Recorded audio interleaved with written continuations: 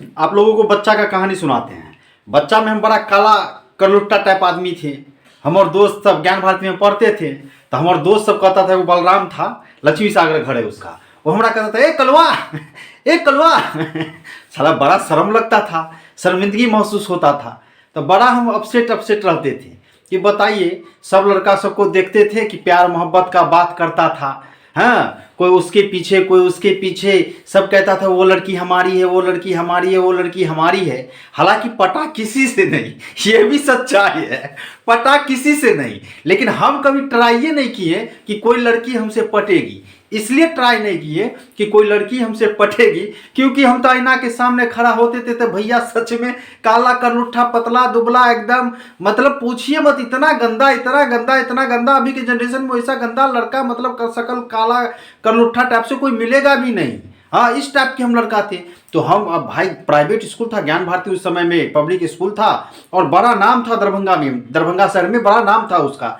तो काला करनुट्ठा आदमी थे, उतना बड़ा स्कूल था, वीआईपी लोग सबका बेटी सब उसे पढ़ने आता था। क्षमा कीजिएगा, कोई अपशब्द नहीं कह रहा हूँ, लेकिन वीआईपी लोगों का बाल बच्चा सबसे पढ़ने में आता था। तो हम सोचते थे कि साला हम तो करिया आदमी हैं, हम करिया आदमी हैं तो हमको पूछेगा कि, कोई पूछता नहीं था। तो हम कहते थे रुको बेटा, हम तो दिमाग का तेज बच्चे से भैया। हाँ, कौन दिमाग का तेज, वो वाला नहीं, दिमाग का तेज मतलब कि दिमाग लगा के इसी सब के साथ सटल रहते थे। तो हमरा दो चार को दोस्त सब बड़ा कलाकार सब था। साला पढ़ने में भी हम भुसकौल थे, जो बात है, पढ़ने में भी हम भुसकौल थे। अब मेरा दोस्त सब सुनता होगा तो बड़ा हंसता होगा, कहेगा बिमलेशवा कहाँ के बात कहाँ कहाँ उठा के बोलता है। तो हमारा एगो दोस्त था बलराम, वो हमको कहता था कलवा, चूंकि काला बहुत थे। अभी ना मान लीजिए थोड़ा थोड़ा साफ हुए, जवान हुए, कुछ लक्ष्मी माता आने लगी तो थोड़ा मोड़ा चेहरा पर शाइनिंग आ गया, स्मार्ट हो गया, जुल्फी उल्फी जो भी हो, इसको छोड़िए अभी स्मार्ट है कि नहीं वो तो बात, इसका डिसीजन तो हमारी कन्या करेगी। तो बलराम था, वो हमको कलवा कहता था। तो बलराम भी एगो विजेता नाम की लड़की थी, तो उसको लाइन मारता था। तो हम उस सबके जितने सुंदर छोरा सब था उसके पीछे पीछे रहते थे और उसके पीछे पीछे रहते थे। लेकिन कलुओ थे ना, तो लड़की सबसे लगाव बड़ा रहता था, गलत सेंस में लगाव नहीं रहता था। मेरा स्वभाव ऐसा था कि लड़की सबसे लगाव बड़ा रहता था, लड़की सबसे बात हम अक्सर कर लिया करते थे।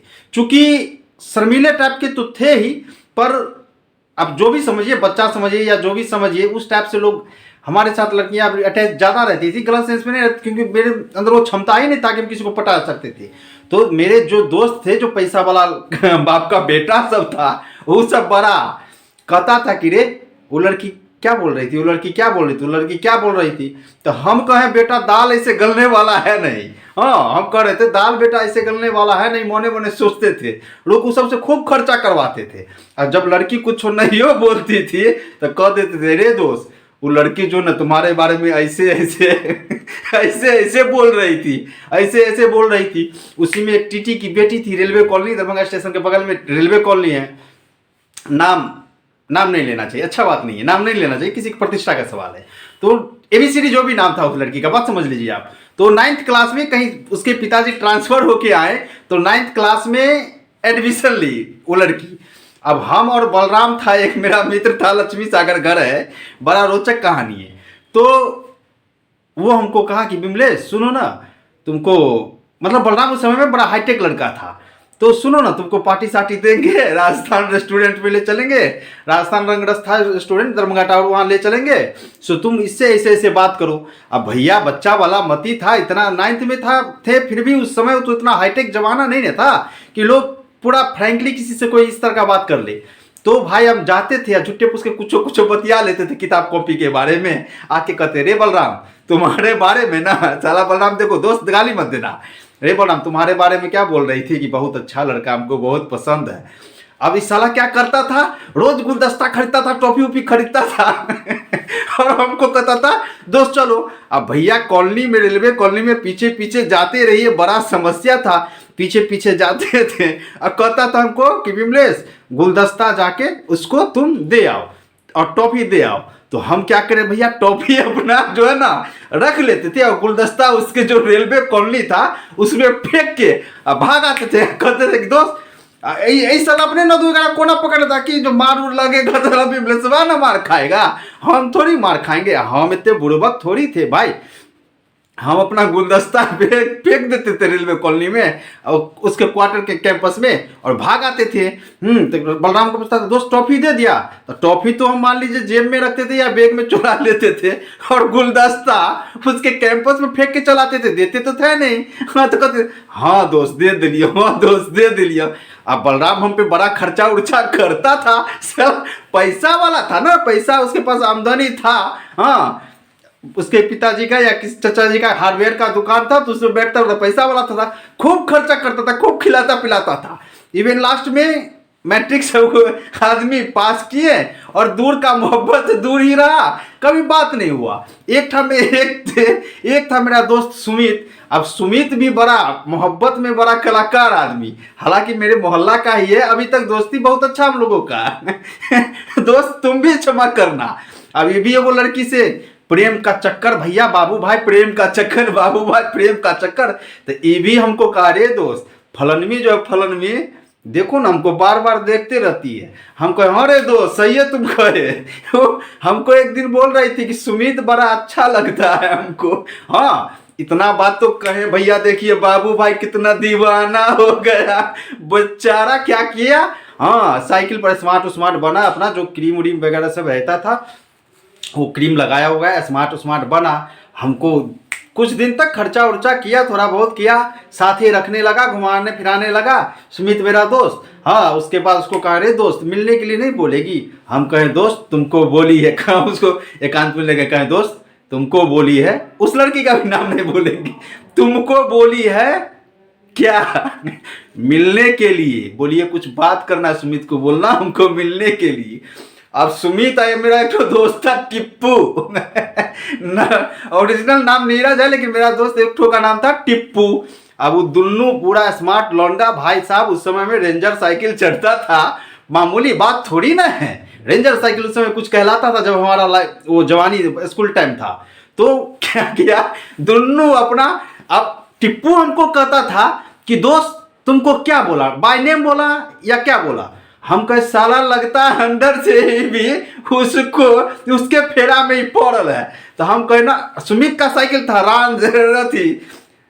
सुमित का साइकिल था रेड कलर का रेंजर और टिप्पू का साइकिल था ग्रीन कलर का। तो हम कह रहे दोस्त क्या बोली है, साइकिल वाला के बारे में बोली है। तो लाल साइकिल बोला कि हरा साइकिल। अब टिप्पुआ मेरे पीछे पड़ गया साला, वो भी कुछ खिलाने लगा हमको कि दोस्त तुम याद पड़ो ना तुमको हरा साइकिल बोली होगी। अब भैया हकीकत तो ये था कि बोली हमको कुछो नहीं थी, हमको बोली कुछो नहीं थी। इतना हम अपना बचने के चक्कर में कि दोस्त सब कहीं हम ही को नहीं धो दे, इस चक्कर में साला बोल दी कि तुमको बोली है मिलने के लिए। अब सुमित कहता था कि लाल साइकिल बोली होगी, अब टिप्पू कहता था नहीं हरा साइकिल बोली होगी। हम कहे ना भैया अब एक फैसला कोई लेना होगा। तो हम कहे भाई टिप्पू को काहे बोले, सुमिते को बोलते हैं रे दोस्त लाल साइकिल बोली, जो तुम कहोगे सो कहेंगे, मजाक नहीं कहते, हम काहे मजाक करेंगे। तो इसके बारे में बोला टिप्पू तुम काहे इतना टेंशन ले रहे हो, हाँ तो लाले साइकिल बोल लो दोस्त। हम कहले हाँ लाले साइकिल बोली। तो अब लाल साइकिल सुमित का, तीनों आदमी हम भैया पीछे हो गए, चूंकि हम तो झूठ बोले थे, मामला साला गड़बड़ हिया था। हाँ हम तो झूठ बोले थे, हम दोनों से पीछे हो गए। अब छुट्टी हुआ स्कूल का, लड़की आगे आगे, दोनों लड़का पीछे पीछे और हम सबसे पीछे। हम चूंकि झूठ बोले थे तो हम सबसे पीछे। अब सबसे पीछे से अब सुमित उसको रोका कि बिमलेश को क्या तुम बोली थी कि हमको मिलने के लिए। तो लड़की कहती है जूता निकालेंगे, इतना जूता मारेंगे ना, कल तुम लोग के लिए नीम का पत्ता लाएंगे तुम्हारा भूत उतारने, प्यार का भूत उतारने के लिए। अब सुमित हमको कहता रे दोस्त हमको तो ऐसे बोली। हम कह रहे दोस्त नहीं समझे, लड़की है ना शर्मा गई होगी, वो बोली नीम का पत्ता ले आएंगे, इसमें भी कोड वर्ड है। प्यार जो होता है ना, पगली है नहीं समझी होगी, नीमे के पत्ता से कहीं प्यार करेगी। कल बोली है तो हाँ बोली है, टाइम दिए कै बजे, तो छुट्टी के बाद। हम कहे ठीक है दोस्त, हम तो समझ गए बेटा मामला तो कुछ गड़बड़ हो भैया।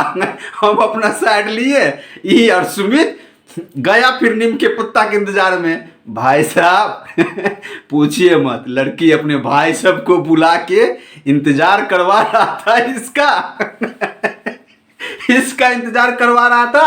हाँ, अब जैसे सुमित बोला उसको कि नीम का पत्ता लाई हो, उसके बाद उसका भाई सब नीम के पत्ता से उसका भूत उतार दिया। क्षमा करना दोस्त, पोल खोलना जवानी में जरूरी था, बचपना था, याद थोड़ा बड़ा आता है इसलिए बोल दिए।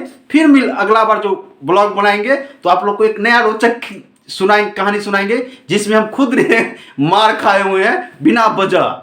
ठीक है, आप लोग मेरे पेज को फॉलो कर दीजिएगा, वीडियो को लाइक कर दीजिएगा, शेयर कीजिएगा। जय हिंद, जय भारत, धन्यवाद।